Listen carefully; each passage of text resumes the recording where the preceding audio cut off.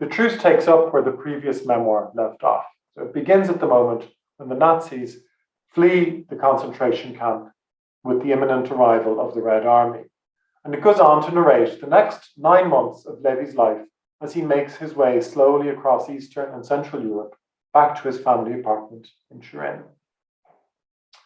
So chronologically, The Truce is a continuation of his memoir of the camp, but it's a very different work from the earlier one. For a start, it was written when he was in middle age rather than youth, so it's a work of maturity.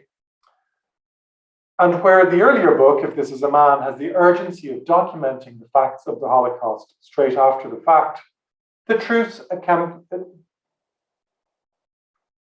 So while If This Is a Man has the urgency of documenting the facts of the Holocaust straight after the fact, The Truce attempts to capture in prose other kinds of realities and experiences that usually leave no trace.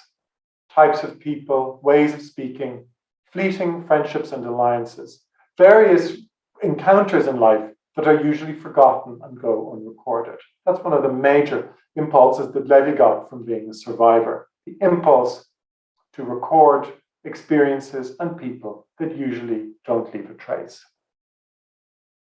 As you'll see, although The Truce is a story that takes place against a background of trauma, danger, and deprivation, it's also a book filled with humor and a kind of irrepressible joy at the infinite variety that human life can take.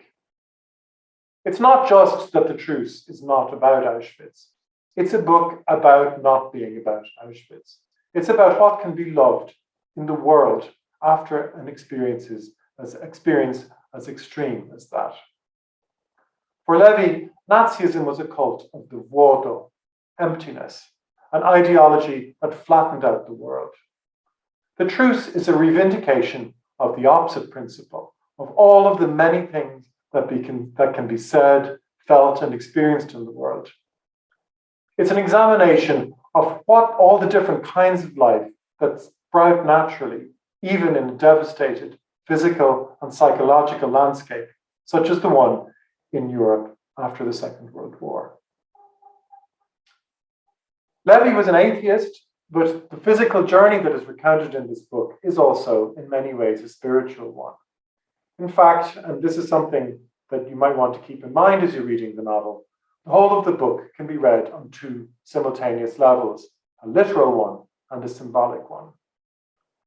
On every page of this book, Levi is both the chemist, objectively observing the physical world around him, and the writer, looking for the deeper meanings behind what he sees. The chief question that animates this book is that of how to get back, how to return. On the most concrete level, that's its plot, how Primo Levi gets from Poland back to Turin. But it's also a psychological return, about how one moves from death back to life, from emptiness to plenitude, from bare survival back to complex, ordinary daily living. Now, the ravages of post-war Europe on a material and, in fact, every other level are in no way comparable with the experience of COVID-19. And the aim here is not in any way to draw direct comparisons between the two situations. But Levi was a scientist, and as such, he believed that laws deduced from one situation could also be applied mutatis mutandis to another one. And there's an awful lot in this book that is relevant to the strange truce that we are living through now. Ordinary life was interrupted for many of us for more than a year, and we have to learn how to get back to it. I think that reading this book and the company in it of Primo Levi is something that might be able to help.